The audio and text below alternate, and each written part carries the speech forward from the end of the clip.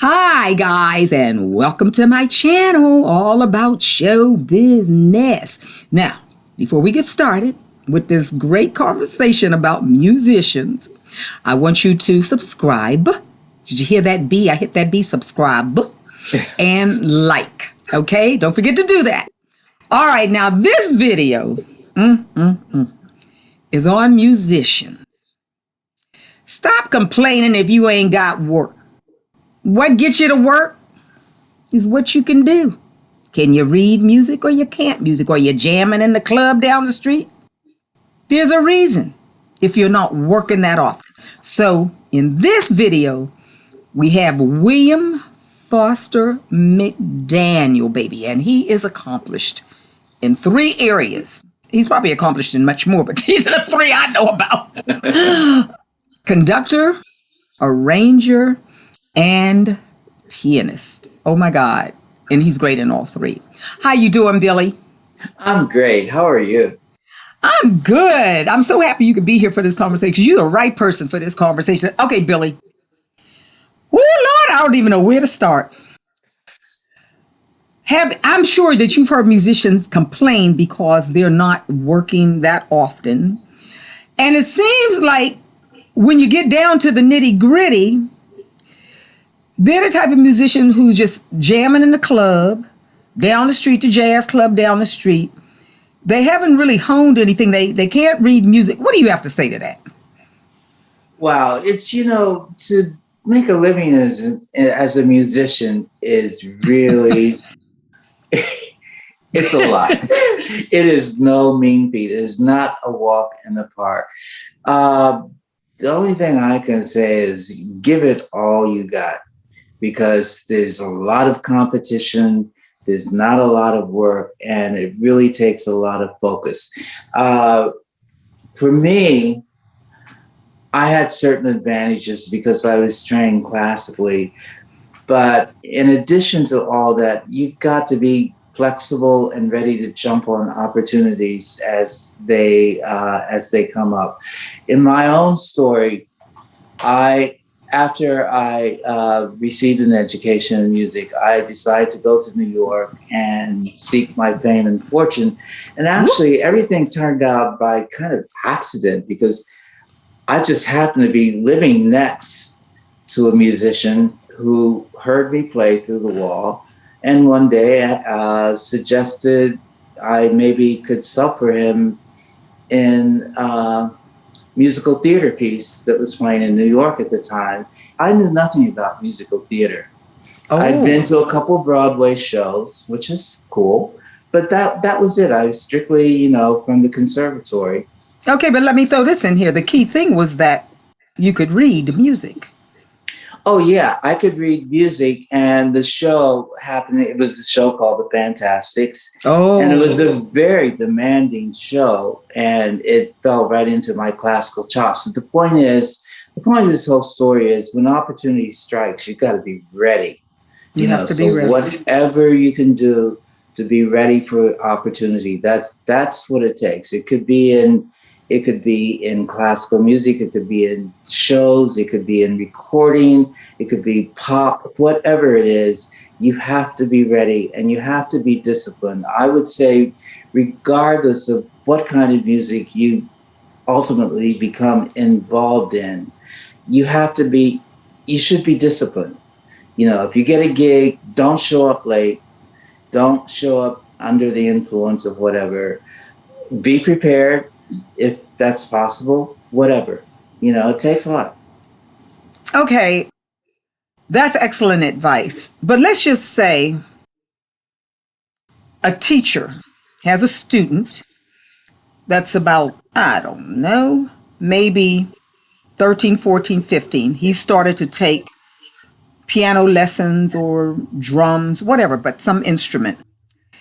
And he or she, the teacher, is trying to encourage this young student that it's very beneficial and to their advantage to learn how to read.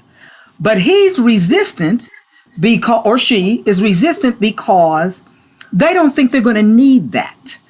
And she's trying to, or he is trying to tell the student, But you will, if you're planning on working a lot, you're going to need that particular skill. Don't you think that that is a good age when someone first starts taking lessons, not to fight the teacher over the reading, to go home and do the homework instead of thinking, oh, I'll learn how to play drums to a point and then I'll just go jam in the clubs? Well, it certainly worked for me. There's a certain thing among musicians. I think a lot of musicians feel like if they learn, I'm talking about older musicians, not student age kids.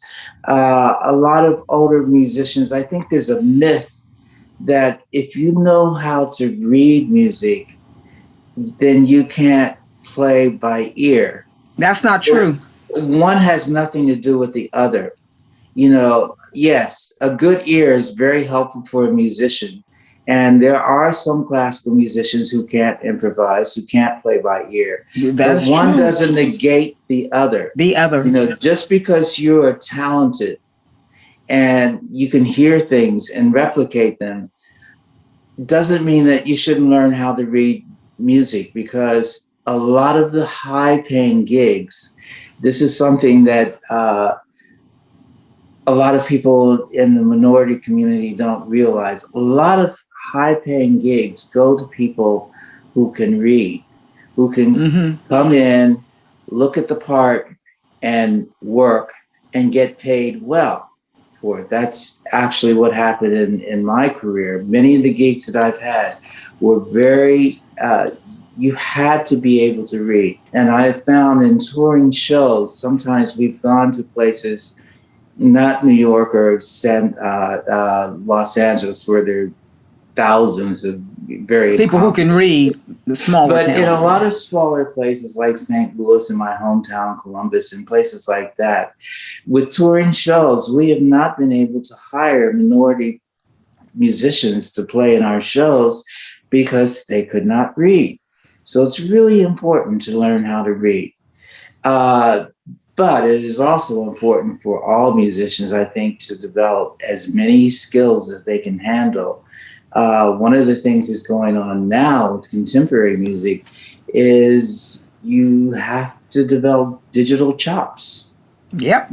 You have to learn how to use software and how to use computers and so forth and so on, because that's how a lot of music is being created these days. So you have to really focus. Okay. So let's just say someone is extremely classically trained, but they want to learn how to play by ear, to improvise. How would you suggest that they go about that? Wow. I have my way of thinking how they should do it. I want to hear what you think. A lot of it has to do with listening. Yeah. Oh, yeah. Find your jazz artists, listen to them, see if you can do what they do on the piano, work at that. There are other ways, which I actually don't know. I'm kind of curious about myself. I know that a lot of music schools, a lot of conservatories are teaching jazz. You have Berklee School of Music, and where I taught for 3 years. Yeah, right. So you probably know what's going on. I have worked in Boston, and I've worked with some of the faculty members, on a professional basis, but I've never really actually gone to a school where they taught jazz. I never studied jazz formally. I think the key thing that you said is you either put on some music that you have, whether it's CDs or you've downloaded some stuff, put on something where it's an instrumental perhaps, and see if you can embellish and go around the melody, meaning not playing the melody. And you may screw up, but the thing is, you have to try. And I'm going to give you case in point where there was a person who very, very well trained classically, great arranger and all of that. We were going over something one day, and this is a piece that they had played a lot. Well, something happened and the sheet music went to the floor. He had to stop playing because he couldn't play it without reading. Yeah. Whereas, did I think he should have been able to? Yes, because it was not a song that went into a lot of there weren't a lot of chord progressions. There were not a lot of different changes. So I was like, what? So yeah, when you learn how to do that, and then you can read too, oh my God, so much will open up for you. For instance, for me as a singer, performer, I'm a performer. You have to know how to read. I've had pianists say, oh yeah, I could play for you. I could play for you. You have to be able to play several genres of music and be authentic in each one. If you are my conductor, you have to be able to do that. This particular person was just a staunch jazz musician. He couldn't feel none of the other songs unless it was a standard jazz piece. He couldn't feel it, and the foot was going. It never saw the sustain pedal. I mean, in R&B and stuff, in gospel, baby, you want that sustain pedal going, for that warmth. And he could not do it. Of course, I never hired him. So, but you have to at least try. You have to try and work on it, because you don't want to sit around as a musician complaining that you're not working when all you can do is jam. What do I mean by jam? You can go into a club, sit in with the band, and just start jamming. Yeah. At the club on the corner. They playing your kind of stuff now. We going to have some jazz standards up here. And then you said, well, you know what? Okay, I went to the club, and they're not paying you. The club's not paying you. You just went in there to sit in with the musicians. That's not a job. That's just, maybe working on your musicianship as a jam, as some person who jams. Billy, when is too old to learn how to read music as a musician? Are you ever too old? No, you're never too old. And if you want to be successful, you have to work. You have to work with skills. You have to develop. You have to practice. You have to stretch. You have to learn new things. We're talking about reading. Yeah, there are a lot of fine jazz musicians, but they can learn to read. But it's not going to happen by itself. No. You have to work, study, get scores. We're not naming names. No, we're not naming names. No names now. Be nice. Let me get comfortable in the chair, because I know you getting ready to say some crap. Some stuff. No. Actually, I'm talking about a very good friend of mine. Okay. A very good friend of mine who was a bass player who met a conductor. And they had a relationship, which was fine. But the conductor exposed my friend to symphonic scores, made him listen to scores, gave him parts from various symphonies to practice on at home. He did these things. She opened up a whole world of music that he wouldn't ordinarily have known that much about. He followed her lead. He studied. He became an incredible reader of music. Wow. And his career really took off. He's done very well in his career because of this skill that he developed, which he didn't have. But, But how old was he when this started? How old was he? He was a full grown, like 20s. In his 20s, 30s, but still, Wow, that's amazing. That's a great story. And it's a skill that's lasted his whole life. It's just like you can go to a school, right?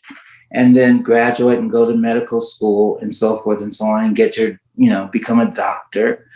But you may want to become a surgeon. So you can't just go in and start cutting on people. You have to study.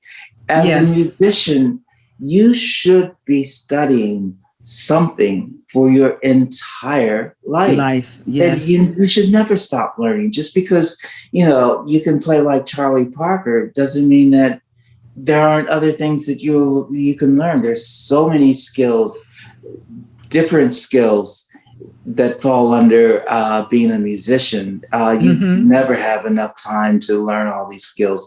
I myself work on various things. Sometimes I'm working on transposing. Sometimes I'm working on my sight reading. Sometimes I'm working on playing by ear. Sometimes I'm with the computer trying to learn how to do beats like the kids do.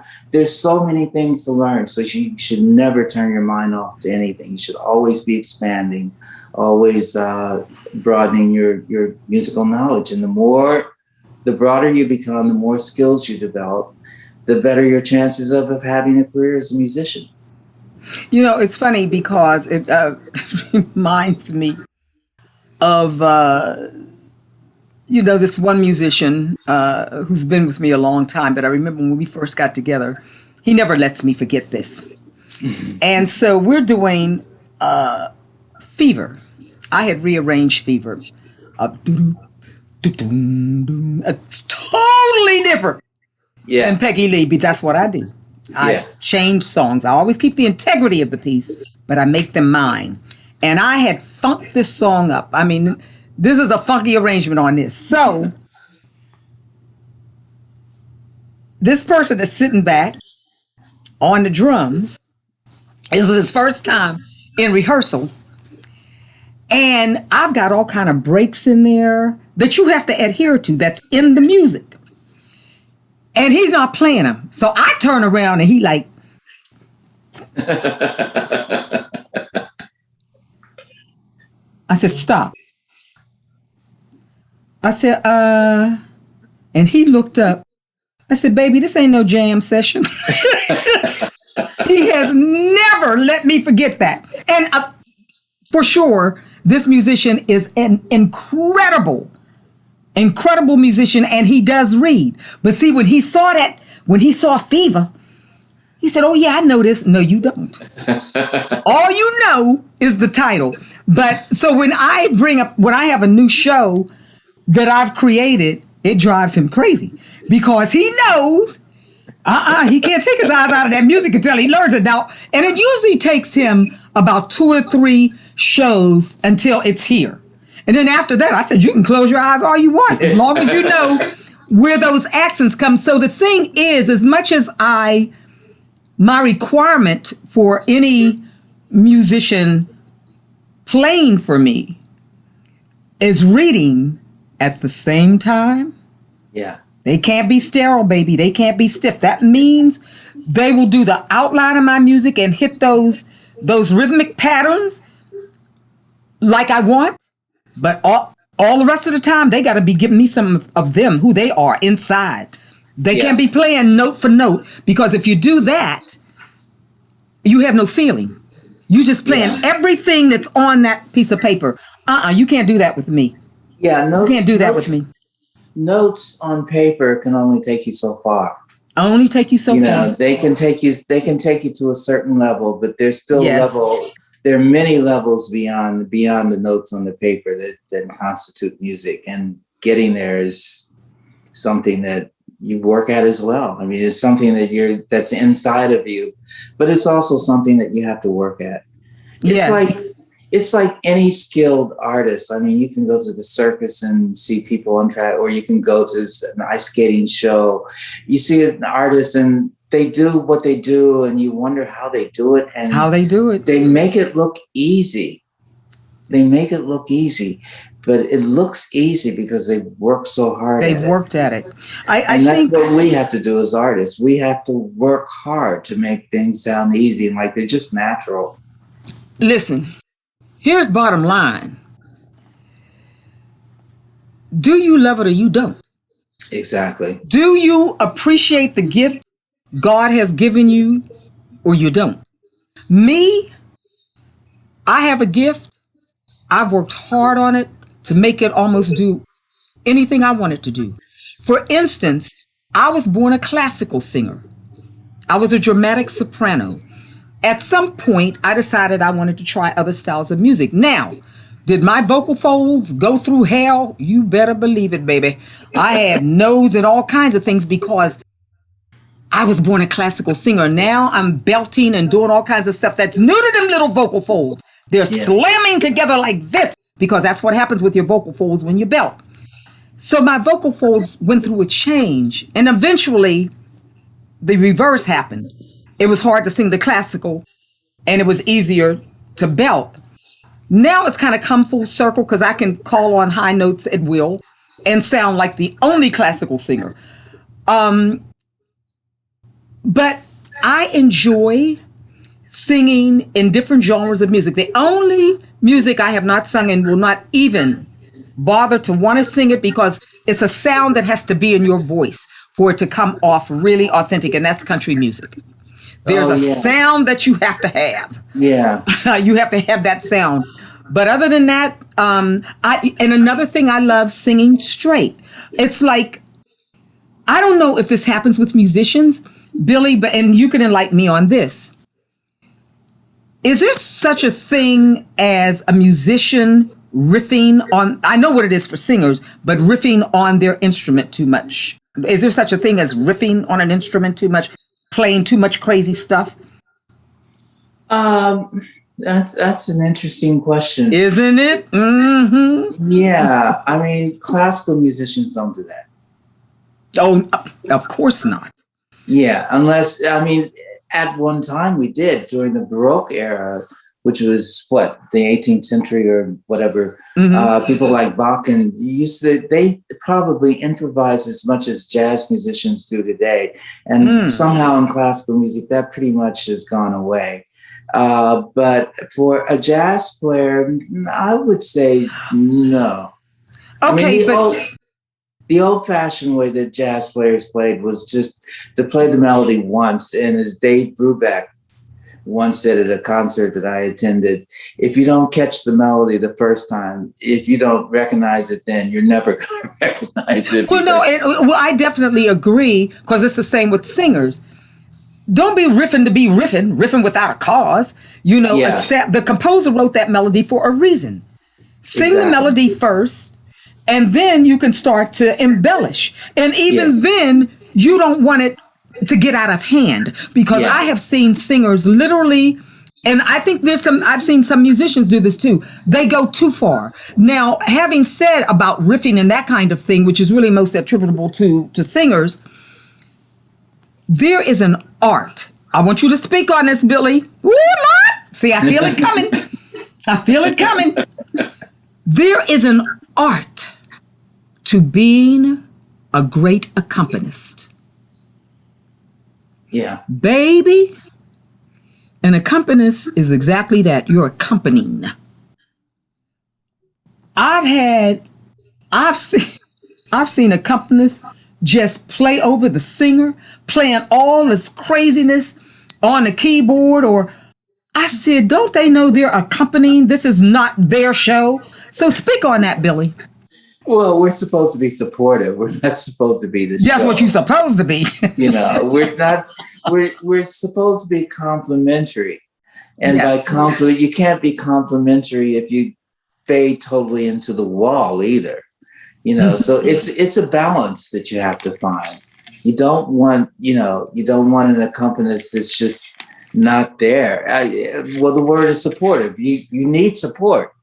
You know, otherwise you'd be singing a cappella. But yeah, it's a fine line.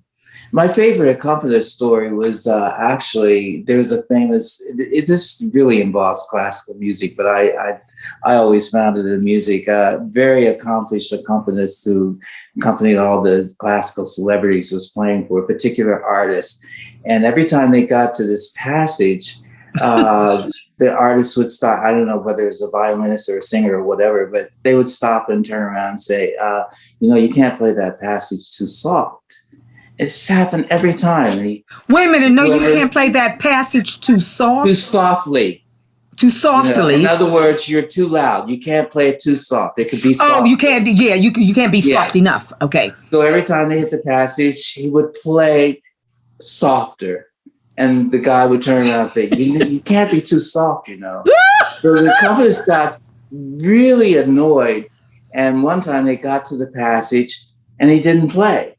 Oh, shut up. When they got to the passage, the guy turned around and says, you can't play that too softly. Oh, Billy, is that a true story? We don't want to blend into we don't want to disappear, but, you don't want to overshadow the artist either, Well, the funniest thing that ever happened to me is at the south of France, in the south of France, at the Sporting Club, which is their big, big club down there in Monaco. Yeah. I'm singing Forever Young, and which is a wonderful, wonderful, beautiful, beautiful ballad with a strong story. And I'm singing it. It's not R&B. It's nothing like that. It's not gospel. It's more toward the pop side, really. Beautifully written. I get to this big part. There's no riffing in this song. And I hear, sing it! And you know where that was coming from? My conductor on the piano. I was like, is he kidding me? Of course, I don't let it show. I mean, you'd have thought we was in church somewhere. I said, what is wrong with him? And so when the show was over, I said, don't you ever do that again. I mean, it was quiet too. Forever young, forever young, sing it. I was singing. I said, what? What does he think he is? A church, a garden church, church somewhere? So, I mean, there's just things. You got to know the environment. Got carried away. You have to, and you have to know what the environment is.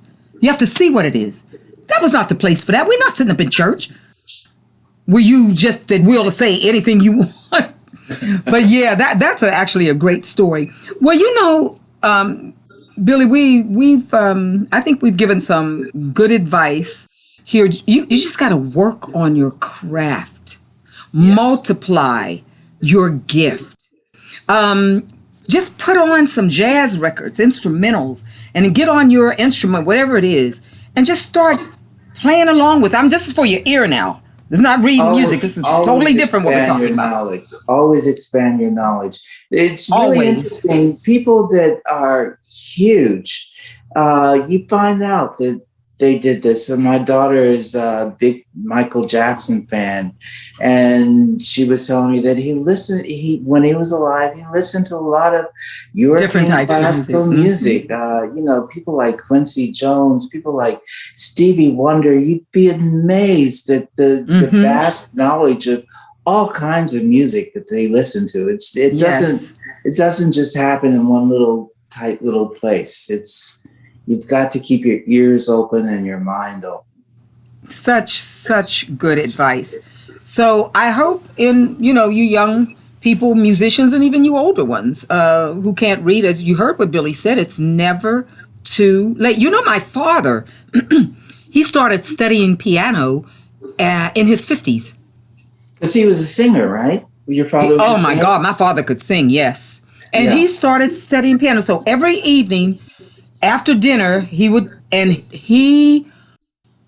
religious about it. I mean, every evening at around 6 or after, he was on that piano. I could hear him from my bedroom, always playing, always practicing his runs and his what do you call it, exercises.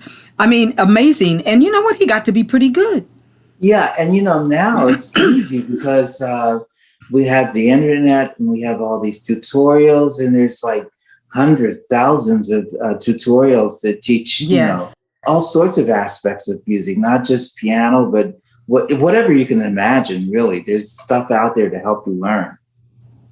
Okay, so you all heard that. Don't be a one-trick pony, okay? You want to be able to work, and nothing is guaranteed that you're going to work 365 days of the year. That's not guaranteed to anyone unless you're a superstar, okay? Yeah. But you definitely will work more, and than if all you can do is just jam. If you learn how to read music, that's going to open up doors for you. If you learn how to do them both, you can read and then you can jam. And get to the gig on time. Wait, we got to talk about that 1 second. Are musicians notorious for being late? It depends. I think maybe in some circles, yes. Like what circles? What circle? Come on, you said it. So what circles? I'm gonna say in circles where they're paying you good money, no. No, what? They won't be late. If they're paying money, if you're doing the kind of work where they're paying you good money, No, you will not be late. You will See, not be late. If you are late, you will not be called again. It's that simple. Okay, but what does that say? To me, good money, a lot of money, a little money, if you accept the gig, then have the respect for the people you're working for. Absolutely. To show up on time. Doesn't care what you're being paid. You accepted the gig. So you can't do that to me. If you're late too many times, you're gone. I don't care how well you play. And me as an artist, when I do Broadway or whatever I'm doing, regional theater or a gig, a club, a concert, I always get to the job at least an hour before because I want to relax.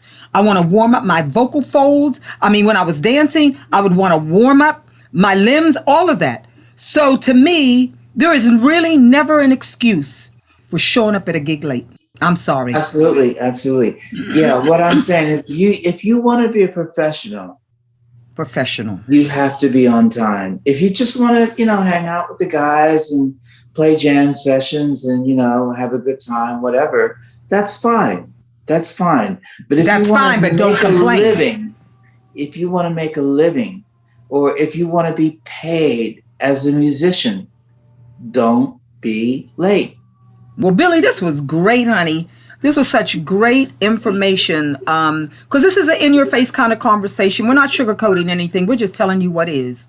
You may have gotten away with a lot of things, but I'm telling you, if you want people to take you seriously, then be as professional as you possibly can and be on top of your craft.